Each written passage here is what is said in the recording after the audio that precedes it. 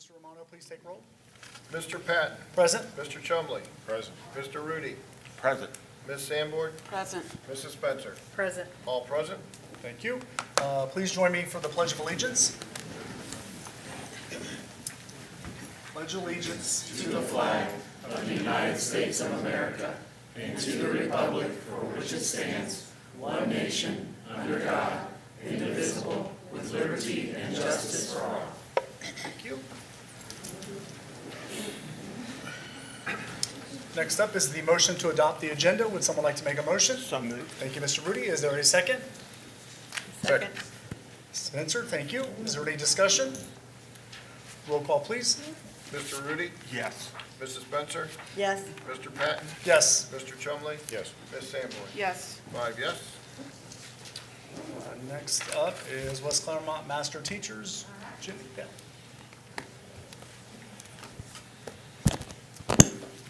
All right, if our master teacher honorees could come forward.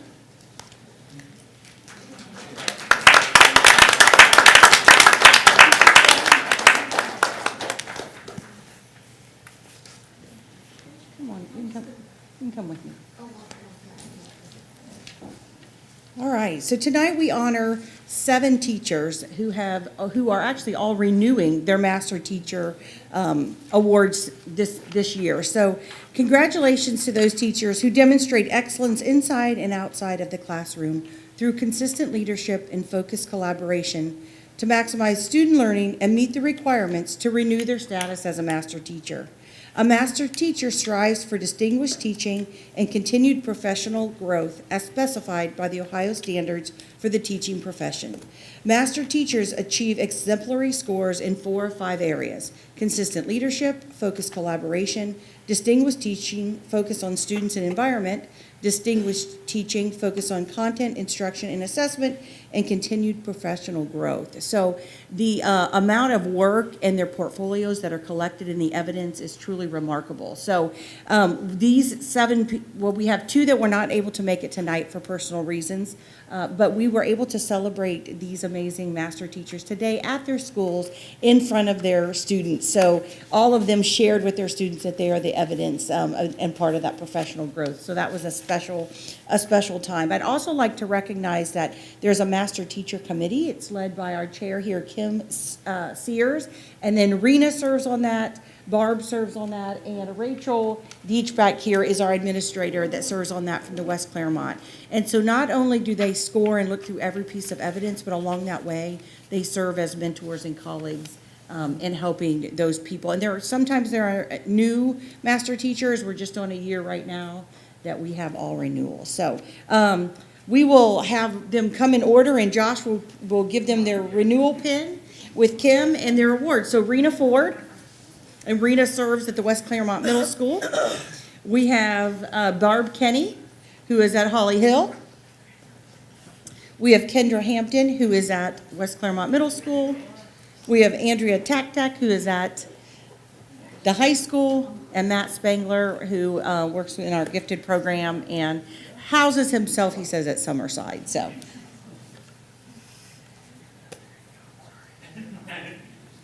So congratulations again, and thank you for that dedication to your work.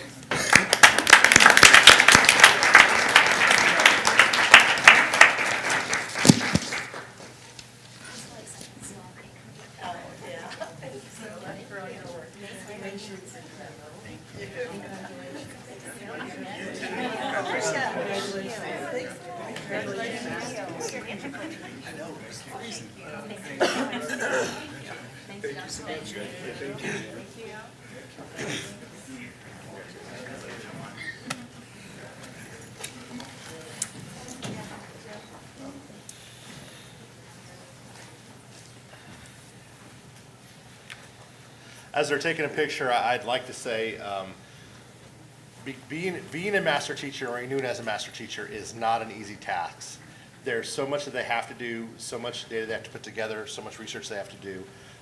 And these staff members, these teachers do it hard every day for the sole purpose of just being better educators. for making themselves better so they can translate that to their students. And so I truly appreciate all the hard work they're doing, and I appreciate all the hard work that the Master Teacher Committee was. When I was in my former chair, I spent time with Ms. Sears and going through that process, and it is a daunting task, but they do it well, and our teachers work very tirelessly in order to just be better at what they do, so our kids get to benefit from that. I'd like So to give special kudos to Mrs. Ford.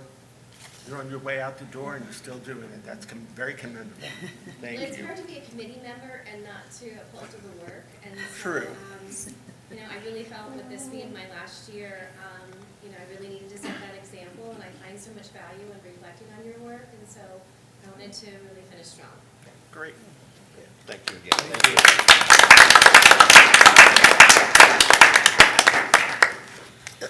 Okay, next up is public speaking.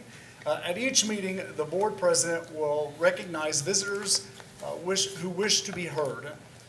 They are asked to fill out a card and give it to the president or the treasurer before the meeting. Visitors who wish to address the board are asked to state their name, address, and school or organization. Remarks must be addressed to the board and should be brief, 3 minutes and to the point. Speakers may offer such as objective criticism or suggestions regarding school operations or programs. The board will not hear personal complaints of school personnel or against any person connected with the schools district unless those complaints have first been addressed through the individual departments or administrative involved. We do have one guest speaker. Doctor, please. Yep, yes, please. Yep. Thank you. I have a comment to make. I had surgery in my eye, my left eye, 2 years ago, and the doctor screwed up. So when I'm reading, it tears up and it gets blurry, so I have to remove and wipe. That's going to take some time off my 3 minutes. Just to let you know, do I still? It's unfortunate, it's a running clock for 3 minutes, so you have 3 minutes. So, okay, so Yep. no matter my Yep. situation. 3 minutes, yep. What is your name, sir? My name is Dr. Gabriel Alongbe, A-L-U-N-G-B-E. Thank you. Yep. Good evening. My name is Dr. Gabriel Alongbe. I am a career educator and former university department chair. I have provided each of you with our 80-page evidence portfolio. I must begin by rejecting the administration's characterization of my policy proposal as a mere individual scheduling dispute. This is factually incorrect. I am here to address systemic administrative failures regarding oversight, data integrity, and professional equity that affect every family in this district. My first two proposals address administrative gatekeeping.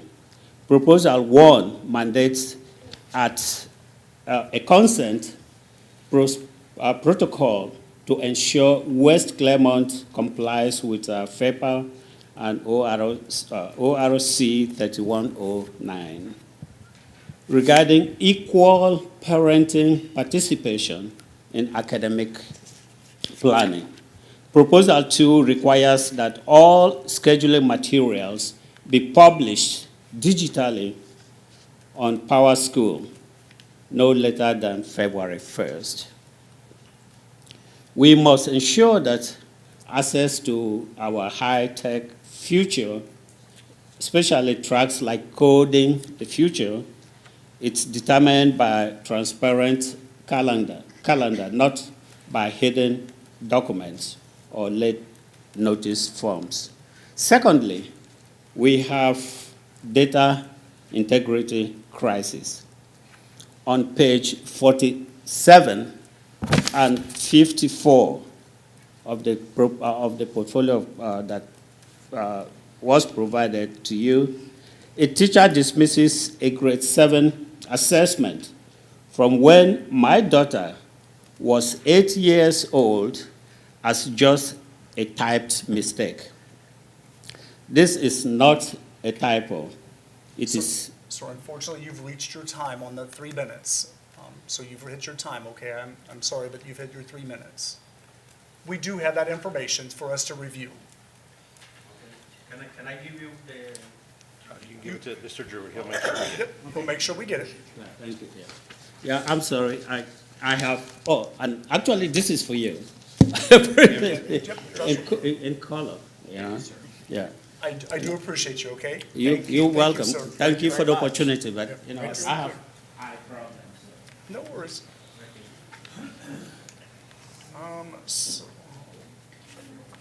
So next up is the letter of support for the development of a regional fire department training tower in Union Township. Yes, so Chief Clements reached out to us and is working on a letter of support for the development of a regional fire department training tower. He is here this evening to talk us through a little bit more about that and to answer any questions that you may have. Chief Clements, if you'd like to come up. Thank you, Dr. Foltz. Good evening, Board. Appreciate the opportunity to speak with you tonight. Again, my name is Austin Clemens. I'm the fire chief here at Union Township. Really, what I'm looking for tonight is a letter supporting an opportunity for us to build a training tower for our fire department.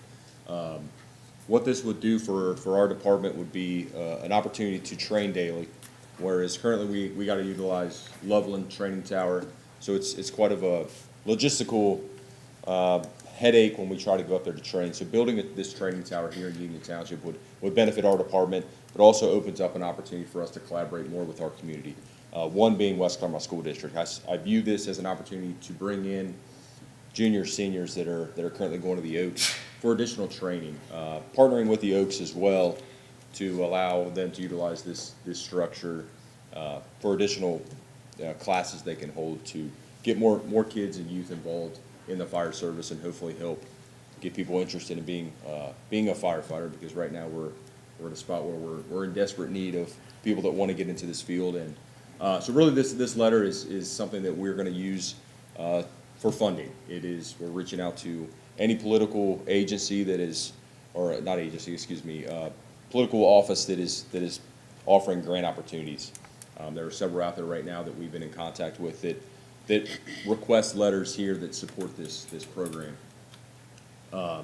So tonight I'm asking for nothing more than not even necessarily a partnership, but just something that says that the board would support Union Township Fire Department having a training facility that who knows what the opportunities could present. So I'd be happy to answer any questions you may have on the tower specifically, or anything else you may be curious about. I just have a question. Sure. Have you picked a location that you think is, Yeah, so as you all know, finding property can be a challenge. So very fortunate enough that the Board of Trustees here in Union Township, along with the Administrator, Mr. Corey Wright, have allowed me to pursue Klepper Park, which is property already owned by the township. We've identified the site there as an opportunity for us to build on. I personally think this is a good thing with the relationship that West Clermont has with Union Township, both the police, fire, and the township trustees. So I think this is a positive thing, and obviously, if I'm hearing you correctly, our kids would be able to benefit it if there was using some things. So I don't see the downside. no, I continue to appreciate the partnership that we have with the township, so. We appreciate it. And what we keep seeing too is that getting people interested in that is important because of, I believe, as with many professions, there's the retirement age is starting to drop off, and we need to get people able to do that. And Mr. Gephardt could probably attest to that as much as I can we know that the Oaks programs fill up fast, and if this is a way to get our kids interested in it, in a part of something, that keeps West Clermont kids as a part of it, among other agencies. Absolutely. But I think that's always a positive if we can provide something like this in our community. Yeah, okay. If you have no other questions, then I'm going to recommend that the board approve the letter of support for the development of a regional fire department training tower in Union Township as presented. Thank you, Dr. Foltz. Thank you, Chief, for showing up. Thank you. So you've heard the recommendation. I'll put that in the form of a motion. Do I have a second? Second. Thank you, Mr. Rudy. Is there any discussion on that? Thank you. Roll call, please. Mr. Patton? Yes. Mr. Rudy? Yes. Mr. Chumley. Yes. Ms. Sanborn. Yes. Mrs. Spencer. Yes. 5 yes. Thank you. Thank you, Chief. So next up is the consent agenda. We will start with the Human Resource Personnel Report. Josh? Good evening. In front of you is the personnel agenda for Monday, April 20th. We have a couple highlights on the agenda tonight. We have one retirement, and that is for Mike Hatfield. Mike currently serves as a dean of students at West Clermont Middle School. He has served the district for 30 years, which is pretty awesome. Second highlight on there is that I'd like to highlight that we're bringing 2 former West Clermont Wolves back home. We've got Zach Gamble here and Jess Arnold. They are returning to us to become assistant principals at West Clermont Middle School. Both were former teachers, and they just had to get back home, and so we're happy to have them. We're Jimmy? very happy about that. Do you have any questions regarding the personnel agenda at this time? I'd just like to say it's a loss with Mr. Hatfield. Good man. Thank you. Next, we have the ever-ending second update of the year from January. I'm asking the board to, this is the second reading, to approve the policies as presented from policy 2431.06 through policy 8500. You're not going to read each one? I was gonna say. I'm just kidding. Like you did? No, sit down, sit down. Where we at here? Oh, no. Good evening. Before you is a resolution to approve a new policy that's specific to how we manage our Stop School Violence grant that we have received through the Department of Justice. So we've had this grant for the last 3.5 years to provide for therapists in the school buildings. Hopefully we will be able to continue to use that grant for the next 1.5 years or so until it runs out. But in doing programmatic review and in consultation with the department, they believed it was necessary for us to have a more formal policy around how we manage this grant. So specifically the ways in which we select those agencies that we have providing service and how we monitor the service that they provide over time. Not that we weren't doing those things, it just makes it a little bit more formal and for the language to be in line with what the Department of Justice would like us to have. So, any questions? Thank you. Okay. Item 8.04 is the request for approval of minutes. That is for the meeting that was held on April 6, 2026. That was a regular business meeting. Item 8.05 is request for approval of donations for the previous month. I will read the donors. Milford Target, Beachmont Target, Withamsville Church of Christ, Tom Huber Memorial Fund, Hef Jones Graduate Services, Hef Jones Graduate Services. Item 8.06 is request and recommendation for the board approve the authorization for the superintendent and treasurer to negotiate and execute contracts as presented. There's 4 of them presented. CERN, there's a quote for Beachmont for a bus that was for a truck that was purchased, and Learnwell for two contracts. Item 8.07 are the financial statements, bills paid lists, and investments for the month of March, amongst other financial reports that are being submitted. So the request is approve those financial statements.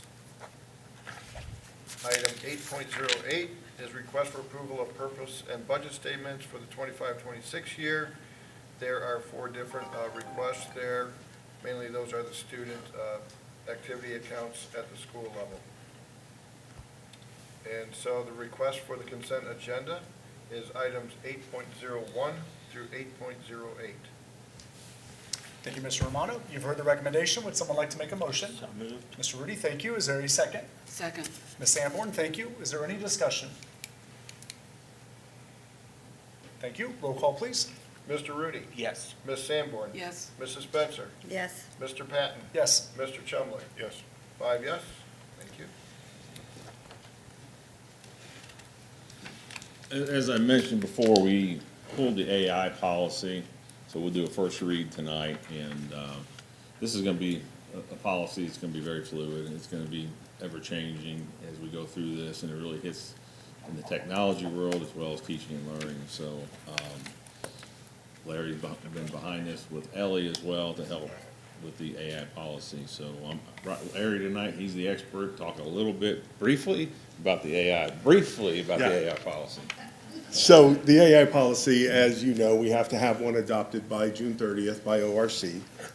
We drew heavily from the Neola language, but we really made sure this was customized towards the West Clermont's needs and vision for what AI needs to be. We had a large panel, I think 12 or so people on that panel that went through a guided session to really dig into ethical use, safe practices, guidance for teachers, guidance for administrators, guidance for students, and that's what this policy will show. And the policy is written in such a way that hopefully we are not back here annually with a new policy, but that we can adjust and grow with the way AI develops. It really speaks a lot more to our overriding principles of any kind of use of an educational piece, but AI specifically in this case, as required by law.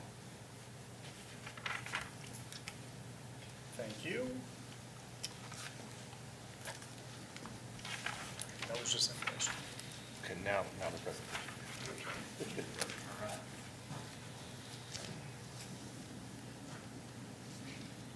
Next, Randy and Josh are going to walk us through the re-registration process with transportation opt-in. So we have the re-registration process. This is important every year for our families to go through, but it's especially important this year. And so we want to make sure that it runs as smoothly as possible. And we'll talk you through what that process typically entails. So what the re-registration process does, the families provide kind of their intent to return or updates to addresses. So if there's movements within the district, we're able to account for those movements and plan accordingly within our classrooms. Those students may have needs that need to be planned for at the different buildings that they may move to. And so that first address update allows us to know where they're at. We ask them to update medical information as well that might change over the course of the summer, over the course of the year, so that we can be prepared in our clinics with certification and or clinic staff that is able to help them. A highlight this year is our contact information. We're moving to a new platform for that, and we want to make sure that we have all those numbers and email addresses that are necessary so that in those moments we are able to contact families. That's with newsletters and probably the ever-famous snow day call. We want to make sure that goes out and hits those people early at 5 a.m. 5 a.m., right, Dr. Foltz? Between 5 and 5:30 typically. Okay, all right. We won't have any of those next year, so we won't need that. We used up the entire 2020s in this year, so no more snow till 2030. Okay, so we'll contact them for other reasons. And lastly, transportation, which Mr. Gebhardt's going to dive into a little bit deeper in those changes that are coming about.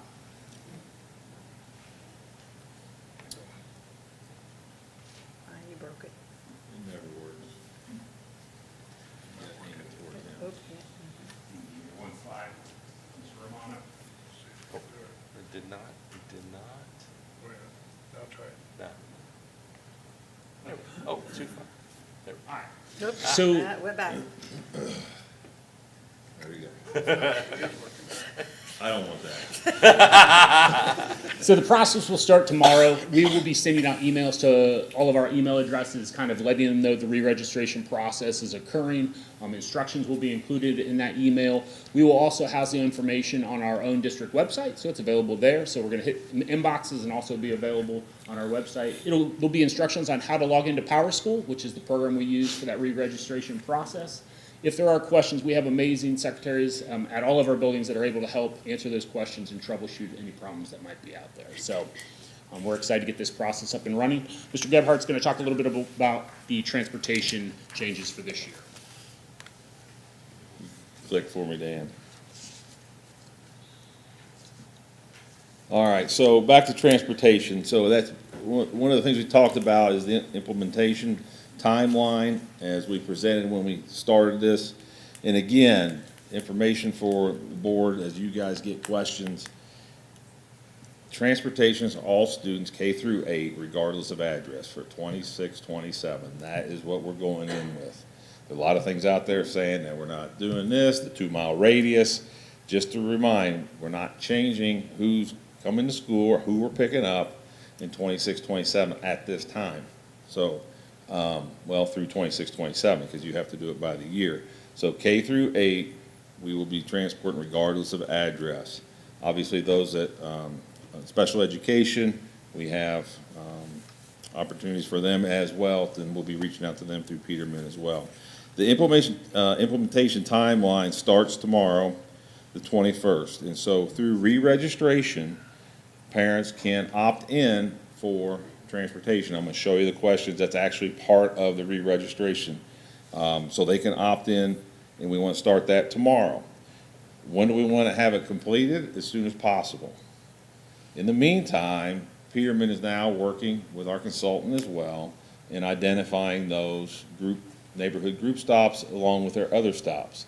The other piece of information that we want to get out as well is that this does not change transportation for every child at West Clermont. This is only going to change for those that we implement group stops, namely cul-de-sacs, in apartment buildings where you're going to have a group stop. And so those are ones that will change. So as a parent, what I will do is I will opt in. I'll show you the questions in a minute. And then about mid-June, you'll find out where your stop is, where your bus stop. And that is when parents will find out. So what's going to happen is, unfortunately, we don't get these re-registrations in quickly. Hopefully it will happen. Hopefully it will speed it up so that by mid-June, we'd like to have them all in by the end of May. By mid-June, parents will know where those stops are, and so that they can prepare for that. So the re-registration, like I said, starts tomorrow. Middle of June, we'll be able to identify where you're going to get your bus and the bus stop location. We'll ask parents to continually check that all the way up to the first day of school. And then you'll have questions out there, when's the first day of school? So again, that's on the web page as well. We have that linked in here as a calendar as well. There's also a spot for if parents have a different location they want their child picked up other than their home address. There's a form that they fill out and they give that to Peterman as well. So there's a 5-step opt-in process. So if we go to the next slide, Dan, the questions are very simple. You want to ride to school, you want to ride home, and are you at a different address? Those are the questions that will be on the re-registration, very simple, and then we'll be able to pull that from there and be able to give the forms to those that need those as we move forward. Again, this starts tomorrow. Why are we doing this again? On the next slide, when we went through the study, again, why are we going to the neighborhood group stops? Again, is to be fiscally responsible and to be more efficient and for safety. These are all the reasons why when we came back and we brought in a third party from Boss Logic, came in and gave their recommendation. This is approximately where we're going to be saving about $1.5 million with the decrease in the number of routes that we're going to have. Again, this is approximate as on paper as we go through this. Things that you can't control special ed routes that we may have to add as we go down. The other piece of this that we'll do is a audit of our transportation off campus to private and parochial, and we'll do an audit so that anything above 30 minutes, we will not be able to offer that to those particular people going into next year. Nothing happens this year. This transportation goes by year. So regardless of what happens in the future, this is what we have for 26, 27, and then whatever happens in 27, 28, depending on additional funding. So will the state reimburse them if they're more than 30 minutes? Will they reimburse us more than 30 Yeah. minutes? Will they reimburse the family? For in lieu of transportation? Yeah. They possibly, I mean, Chuck, if it's over 30, I don't know if that would get in lieu of transportation. For traditional students? For Yeah. parochial. No. Okay. 30 minutes is the state, Okay. it's a state mandate. So if we go to the next route, again, this is the why we went to this. We passed the resolution at the last board meeting. Again, more information for parents on the next slide. How do I find out? There it is. So on the webpage, you'll see where parents can go. We've put in a re-registration button on the hub that automatically goes to that. Before, we had it under back to school. We want them to find it as easy as possible. And then there's also the transportation on the hub as well that has the information on that opt-in process that I just went over, that 5-step process. So we think it's going to go well. I haven't heard a lot about this in the last couple weeks, but as we move forward, again, with the transition, I'm sure we'll hear a few things. And we're going to be pushing information, again, just to reiterate, we're pushing information home to the parents, and we'll have our principals do that in their weekly newsletter, because that re-registration is so very valuable. We'll hit social media, the webpage, parent newsletters. We'll continually push it out any ways possible. And I know from my experience, the re-registration is a process to get people motivated to do that. So hopefully this will help for those in K through 8. Thank you. Is there any questions? Okay, thank you. Next up is Ellen.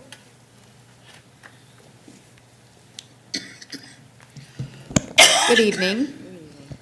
Tonight I have just a real brief update for you on 2 topics. The first one is an update on our district's technology deployment plan.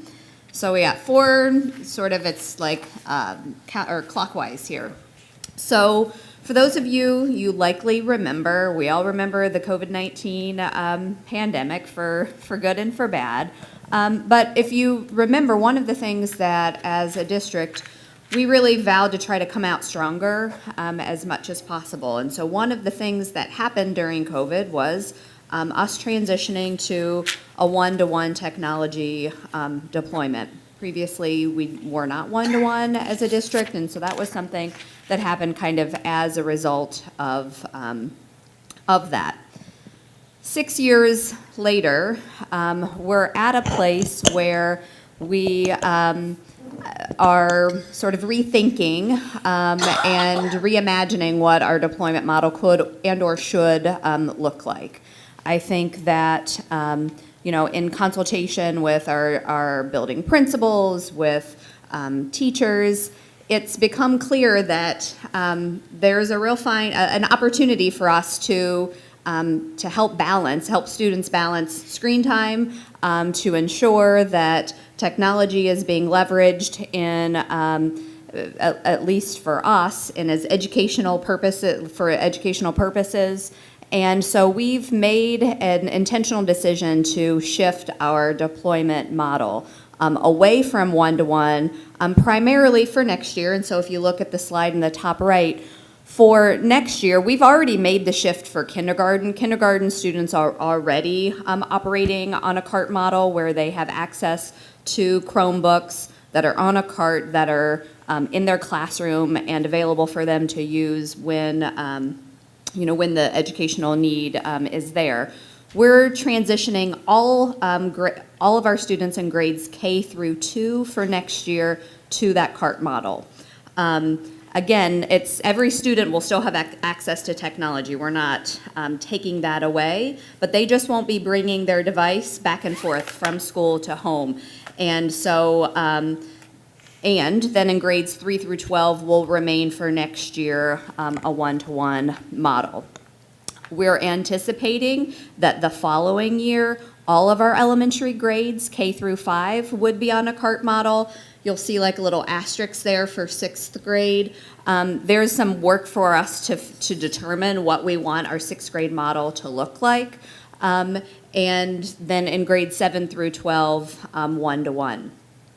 There are, of course, some cost savings that come with this, but I think it's important to note that was not really the driving factor. I think finances provides an opportunity for us to be rethinking and reimagining lots of things, but that was not really the driving force in us making this decision. I think it really comes as we continue to evaluate and reevaluate the use of instructional time, the effectiveness of the tools that we provide for students, And we want to still provide it. Technology is still very important. The access to instructional technology is still very important. But this allows us to really be able to increase the longevity of our devices.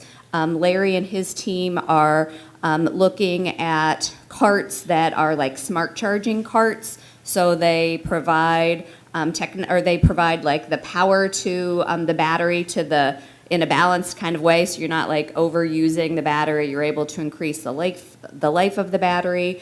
Obviously, not having the wear and tear going back and forth, we believe that we can increase the life that we can get out of a device as well. But it really also allows us to really spend time with our teachers, and our instructional leaders to help continue to make really smart decisions about the tools that we want our students leveraging when they're here with us during the day. From a cost savings perspective, as I said, there are cost savings that we're anticipating. For next year, we anticipate around $500,000, around $500,000 the year after that. And in total, if we were to like play this out over the course of like an 8-year time frame, we anticipate around a $3 million savings. And again, that primarily comes from increasing the life of the device. Right now, we're on a 4-year cycle. So after 4 years, a student receives a new device. Chromebooks have really improved over the years, and we believe that with proper care and maintenance, we can really increase what we're able to get from that. So that's sort of the update on what we're anticipating putting into place for next year. If there are questions, I'm happy to answer those.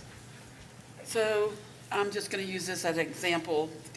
K through 2, the cart model, does each kindergarten teacher have a cart in their room? Yes. Okay. Yeah, so this, and kindergarten, we're already operating from that standpoint right now. That's in place for this year. And the plan is that, for next year, there still is a 1-to-1 device ratio, 1 device to 1 student. They would just be deployed out of carts instead of the student having it all day and then at night at home.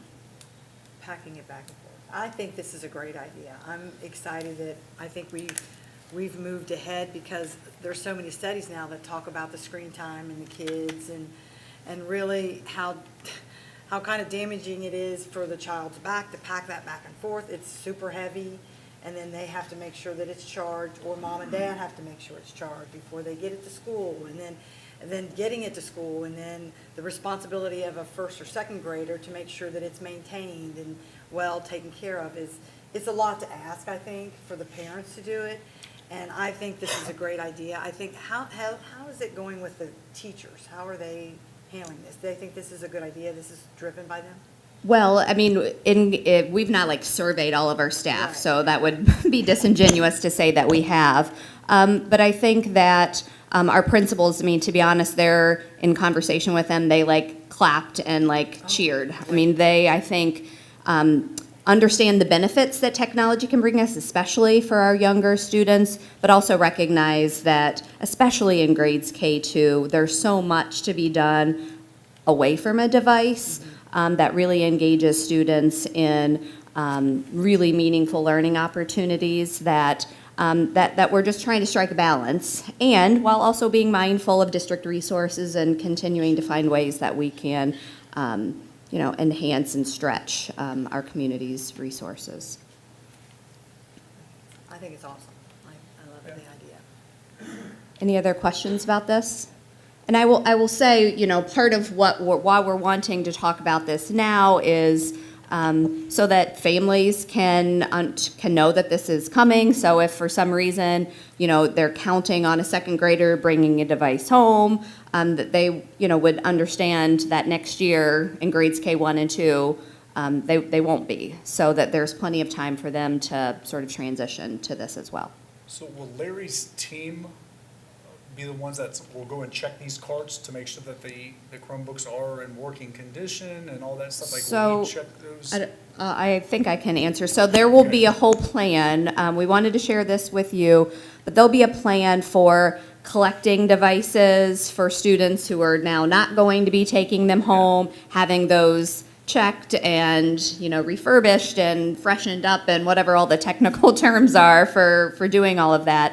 Then Larry and his team have really built out a plan where over the years, so for example, graduating seniors, their devices would be brought down to the elementary school to be the devices that would go into a first grade cart, for example. And so there would be like and I'm probably not saying that right, but something, you know, along those lines. Yeah. They would then be put in carts, and then students who currently have that's a one-to-one device that will have it next year, they would continue with that same device. But again, the next year after that, as seniors graduate, then that comes back down to the elementary and so on and so forth. And so there's a very well articulated plan that has worked through. And so we'll communicate all of those timelines and information about collection and so on and so forth with buildings soon. So you're like recycling Chromebooks? Yeah, and as I said, right now we're operating on a 4-year life cycle where we are intending to increase the usable life of devices beyond 4 years. And so that's also what allows us to sort of have these cost savings associated with this plan, is by increasing how long we're able to use a device. Then we don't have to buy devices as frequently. And there are some, you know, Larry has had to increase potential repairs to his budget and those sorts of things, recognizing that as something gets older, you know, it's just more prone to perhaps have issues. And so he's had to sort of build some contingency plans in place for that as well. Are we using like the next year to give it time to like get the information out and to kind of build this into the system? Yeah, I mean, this is all like what we're anticipating. I can tell you the 26-27 plan is what we're like going with. We are moving to a cart model for grades K2, maintaining one-to-one for the other grades. With anything, we will evaluate how that goes. We'll, you know, sort of look at the pros and cons of everything. This is what we're anticipating being the case. But I'm also not going to, you know, pretend like if there are some snafus or some unanticipated, you know, consequences of those decisions, or if other things like sort of come to light that we should be considering, of course we would consider those. And like I said, you know, the 6th grade asterisks, for example, and part of what I'm going to talk about next is middle school. That's a decision that we need lots of input on, what makes sense for 6th grade. And so I'm not going to sit here and pretend like some decision has been made that we know exactly like what's happening.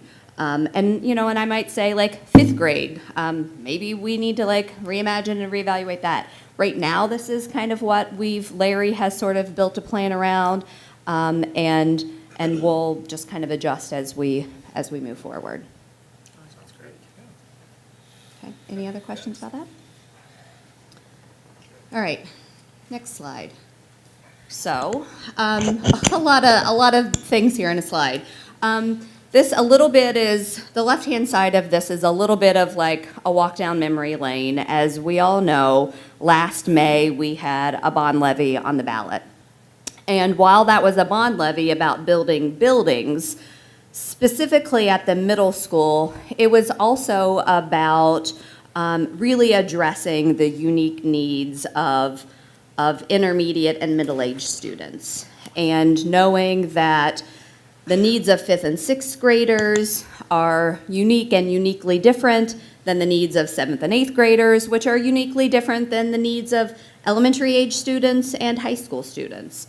And so a large part of what that aimed to address was by building a facility that was more uniquely designed for the needs of those students, that would be sort of an engine to help us kind of reimagine and reevaluate what the kinds of educational experiences that we could provide to our intermediate and middle-aged students. We obviously know how that turned out. And so right now, you know, we're not going with a construction plan. However, even though that is true, we cannot allow the lack of new facilities to stand in our way of still working to address the real challenges that we still have around really continuing to design experiences and meet the unique needs of our intermediate and middle-aged students. And so we've sort of made a few decisions as a district, and you notice on the board agenda tonight that we have transferred Kevin Jones, his position, and we've really tapped him to become the principal of our 6th grade. Jake, you still here? Jake Hallgren will remain our West Clermont Middle School 7th and 8th grade principal. And then we have, you know, the rest of the administrative team, Jessica West serving as our associate principal for 6th, 7th, and 8th grade, and then having a 6th grade assistant principal, a 7th grade assistant principal, and an 8th grade assistant principal. And, you know, what we know to be true, and I will just share from my own personal experience, right now 2 of my boys are in 7th and 9th grade, but just last year they were in 6th grade and 8th grade. And I can share with you from firsthand experience that their needs were very different from one another. They're kind of similar in a few ways, but mostly very different. And so when I think about having, you know, the same levels of expectations for them, the same kind of support that I would need to provide them, coaching supports, expectations, all of those things, as a parent, I had to kind of handle them each a bit differently. And the same thing is true for us as an entire educational system. And we recognize that something still isn't exactly quite as we'd like for it to be when we think about the transition from our students in 5th grade to 6th grade, and that even then the transition from 6th to 7th and so on. And so we're really committed to continuing to wrap our arms around our students and our staff. And I will say, again, not just from personal experience, but as a middle level teacher myself, students, they are, they're very challenging. They're very, it is the best, but it is really hard, and our middle school teachers and students, they are doing like working miracles every day, and we need, as a district, our success is going to really rise and fall by the success of our middle school. And we've been over the years working to provide some you know, varying degrees and different ways to approach support. And so we're not trying to and we've learned from some things that have gone well in the past and some things that maybe didn't quite go as planned. And so we're really excited about the opportunity to allow our 6th grade to have kind of a dedicated administrative team that really operates as part of a broader team. This has to be an entire school-based approach. We're not looking to create like islands unto themselves, but we recognize that we've got to really look at like the instructional and academic structure, not just for 6th grade, but for 6th, 7th, and 8th grade. How do we, within that school and within those 3 grades, be mindful of the unique needs of 6th graders, 7th, and 8th graders, and how together as one team can we work alongside of our curriculum leaders and our interdisciplinary teams and our administrative team to really continue to examine like what is going to be how do we continue to provide students with the highest quality instructional. The developmental needs, they're unique and different, and so how do we continue to address those? How do we continue to build student independence and responsibilities across the elementaries, from elementary to 6th grade and from 6th to 7th and 8th grade? What does kind of that gradual release of responsibility, what should it look like? One of the things that I think we're going to need to really look at is like fifth grade? Are there some things that we need to be thinking about differently from a fifth grade perspective to really continue to support students being ready to be a bit more independent and a bit more responsible when they come to sixth grade? And so how can Kevin and his team work alongside of our elementary principals and their teams to really think about, you know, we don't want to postpone like some big transition to just now happen from sixth to seventh. How can we intentionally think about that transition across our grade levels? And then organizational structure and transition. Like I said, we've made some decisions around organizational structure by putting a dedicated principal, assistant principal, et cetera. But beyond that, like what might be some things that, that we might want to consider and explore? And with all of this, there is not like some predetermined plan that already exists. This really, the only thing that we have predetermined is that we need to continue to provide the highest quality and the highest levels of support to our middle school team, to our teachers, so that they can provide the very best experiences for our students. And we, you know, made a decision to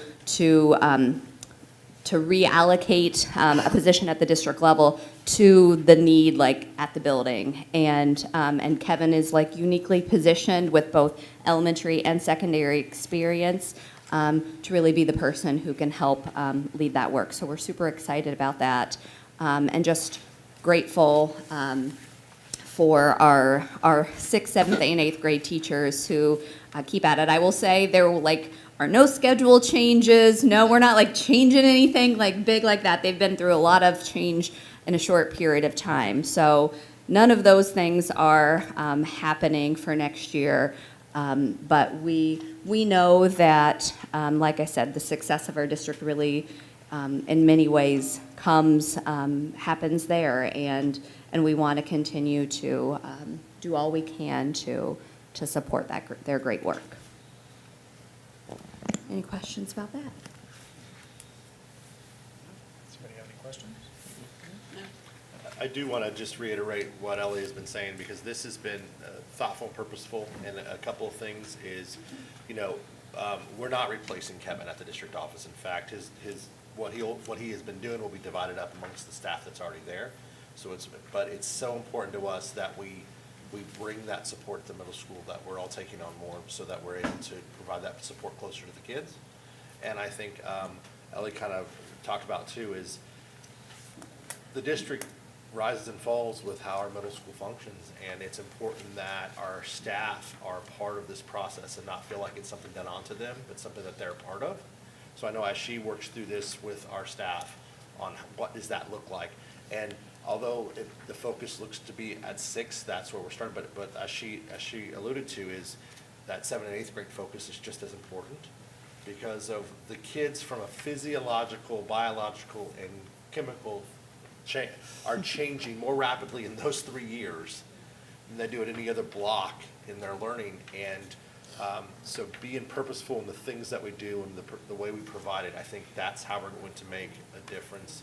Our middle school staff work tirelessly. They're there before the sun comes up, really before the sun Literally. comes up. And many are there when the sun's going down, and they continue to just every day show up with this physiological development of this preteen body, and their whole goal is to help those kids be successful. So I can't say enough good things about how hard our staff work.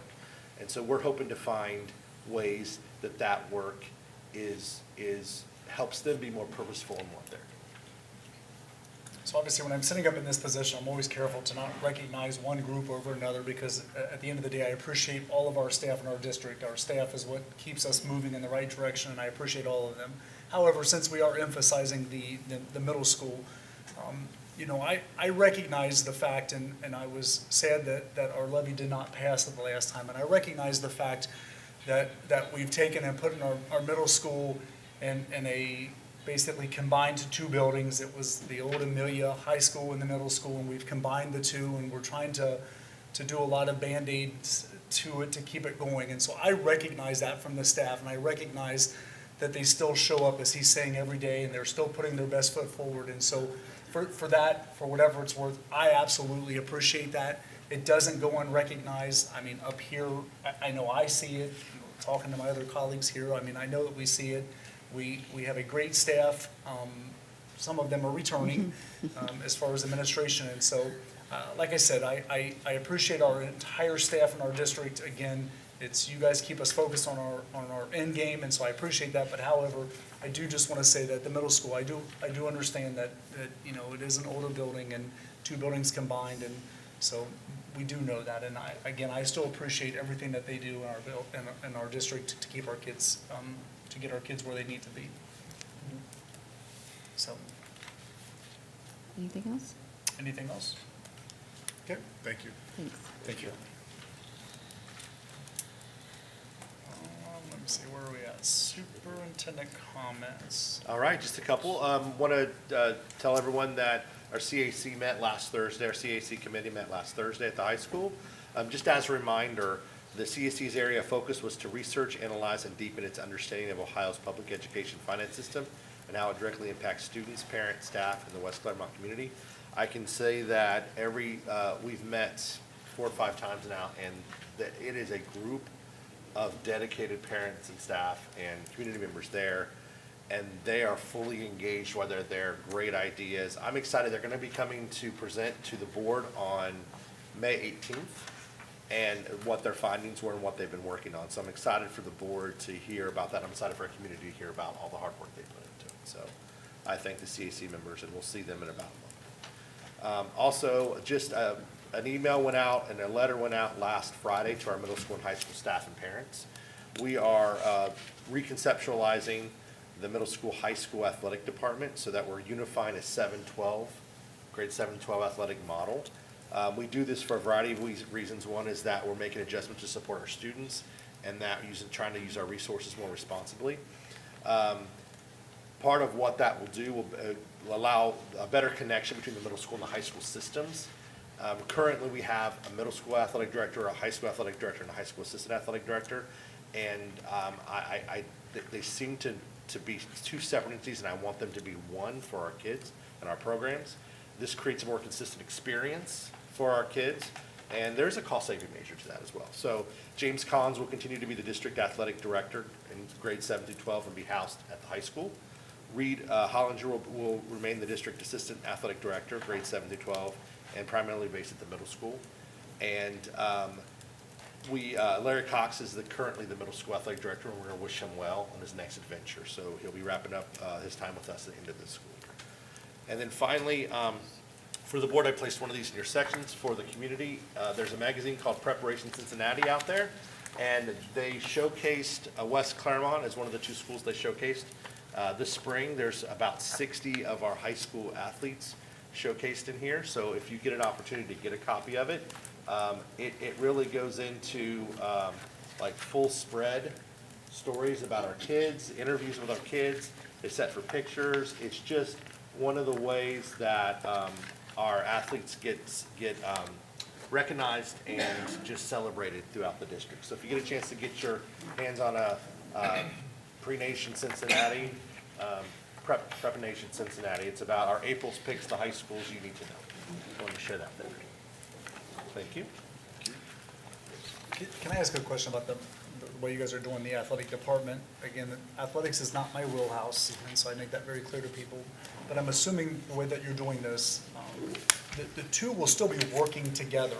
So if one needs some assistance, Yes. then this one's going to, because, I mean, what I do know about athletics is that it's tiresome. It's long days, it's long nights, it's setting things up, and so. Yeah.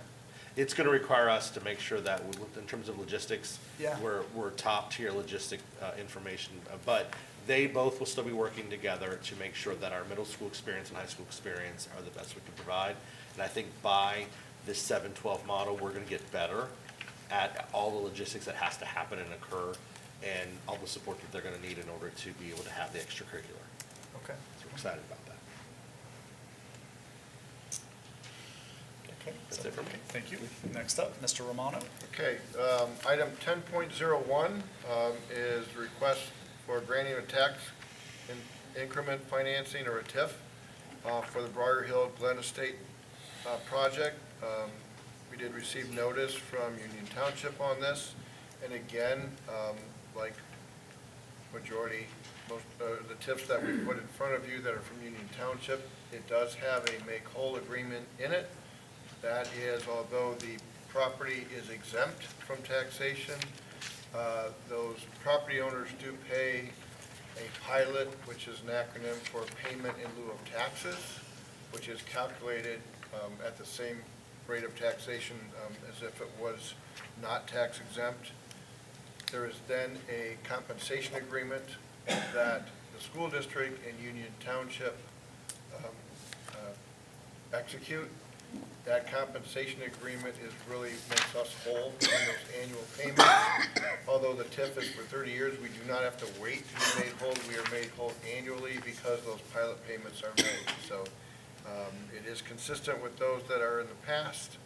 And the second thing that the resolution does, there's a 45-day waiting period. We also waive that so that the township can go ahead and start the process of getting that their contracts approved and their paperwork approved, what they have to do. So the request is the board approve the resolution granting of a tax increment financing exemption for Briar Hill Glen Estates TIF as presented or contracted by Union Township. Thank you, Mr. Romano. You've heard the recommendation. Would someone like to make a motion? So moved. Thank you, Mr. Rudy. Is there a second? Second. Ms. Sanborn, thank you. Is there any discussion? Roll call, please. Mr. Rudy? Yes. Ms. Sanborn? Yes. Mrs. Spencer? Yes. Mr. Patton? Yes. Mr. Chumley? Yes. 5 yes. Thank you. Just on the treasurer's comments, a couple things. One, appreciate the fact that the administration, leadership of the superintendent, Mr. Gephardt, Mr. LaFata, working on the transportation issue. Again, that although that has created some great savings, that was really started almost over a year ago, where we were trying, 2 years ago, where we were trying to do something about that. And again, it's not, just as Mrs. Preston stated, a lot of things that we do aren't just because of the financial situation we're in, because of the property tax legislation that occurred at the end of last year. There are normal reviews and things that we do so that we are good stewards of the community's dollars as we go through things. So you heard that with again, Mr. Gephardt, Mr. LaFata with transportation, Mr. Parise and Mrs. Preston with the academics and with the devices, that they're looking at, and it's all based off of data and information for us to do the right thing for the kids and for the district. So compliments to them on doing that. I was last week at our annual Ohio Association of School Business Officials Conference, and after the myriad of property tax legislation that was approved last year, you would think that it was really a misery loves company session, but it was not. It was basically a lot of my peers, treasurers, business managers, that were really coming together to find solutions because of the situation that we are in. We are not alone. There were in 2024-25 over 400 school districts at the 20 mil floor. There are, I believe, over half the districts that are on the state guarantee, and that number is rising. One of the, I don't want to say it's a flaw, but one of the nuances in the property tax laws that took place last year is that although it effectively is reducing our property tax revenue, the valuations that are used in the state funding formula, the property tax valuations, aren't being reduced. So on one hand, where we're getting the reduction in the property tax, and some would think that, well, that offset may be offset in the state funding formula. It is not. So again, as I mentioned in the February forecast update, where our state funding is relatively flat and is expected to stay that way, now our funding from our local property tax takes a dip, a significant dip, then goes down and remains relatively flat. So we will be coming back in May to give you some timelines of what we want to do as the superintendent gave the presentation in the past, that there's a balancing act of expenses and revenues. How do we adjust our expenditures, i.e. reducing them down? At the same time, how can we look for additional revenue sources so that we could balance out projected deficits into the future? So we'll come with a very defined timeline in May for that with you. So lo and behold then, when I got back back into the office, after being gone most of last week, it was nice to have sitting on my desk the Order of State's Award with distinction for the West Clermont Local School District. The award is presented for excellence in financial reporting related to our annual comprehensive financial report that was for the year ended 2025. Again, I think I mentioned this in the past, credit for a lot of that goes to the leadership of our assistant treasurer, Terry Johnson, and the team that she has, and then you don't get something like this without the complementing part on the superintendent's side and the staff to make sure that everything is done right. So compliments to everybody for having, again, the award from the Auditor of State. That's it. Don't be so humble yourself there. I think you have. It is great to be part of a team of people that are focused on doing the right thing. I appreciate that, Dan. Yep. Okay, next up is board comments. Start with Mrs. Spencer. Well, thank everybody for coming out tonight. I know it's a school night and everybody's busy. I guess baseball started, and lots of stuff going on. I know everybody's busy. We appreciate the district leaders thinking ahead about the students, and I really appreciate what Ellie was talking about, kind of trying to ease back a little bit on the computers with the littler kids, because I think that it's a lot to ask, and I think that it's thinking ahead, and I think now there's a lot more studies going out about, screen time with the little kids and that kind of thing, and I think this is a great move towards a little bit more traditional, maybe, way of thinking for the younger kids and keeping them in line and everything. And lots of times it's not really the best, I wouldn't say best.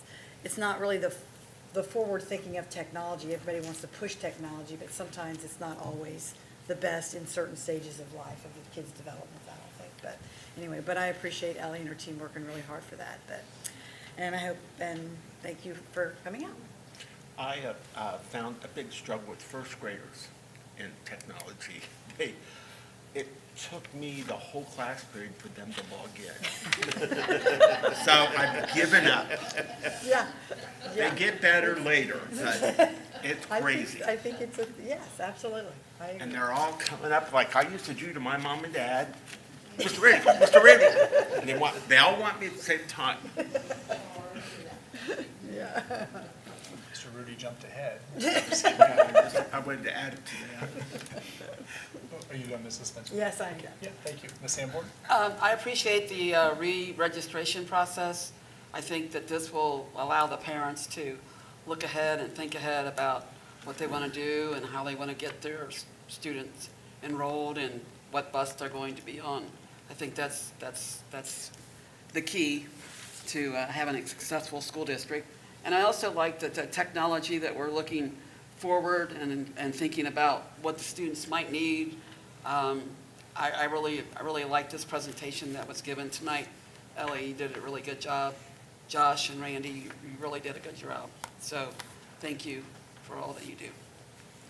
Okay, thank you. Mr. Rudy? I want to congratulate the master teachers again, and Mrs. Sears, thank you for all your hard work. It's been many years that you've done it. So much appreciated.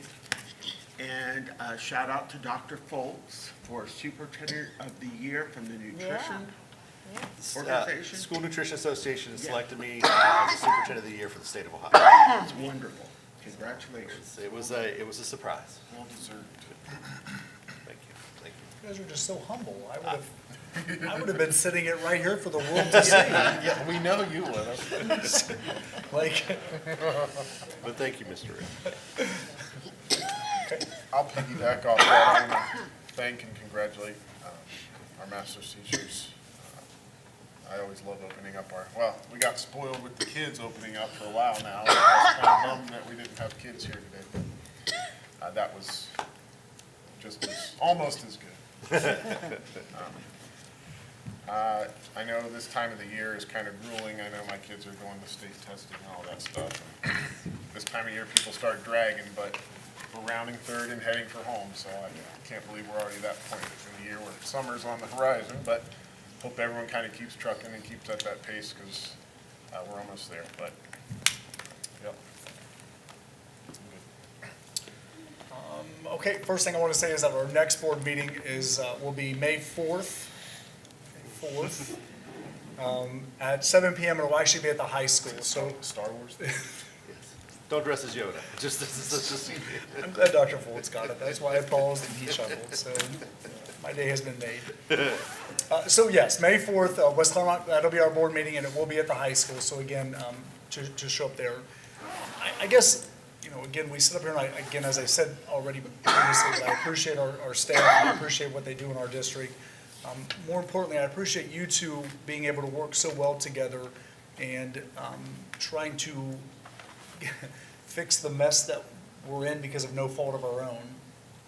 We were kind of thrusted into this mess, and we're trying to figure it out. And so, with you two, I've seen in other districts, sometimes the treasurer and the superintendent don't always work and don't always gel. And so for that, I appreciate that you two are able to do that and having to make some really tough decisions.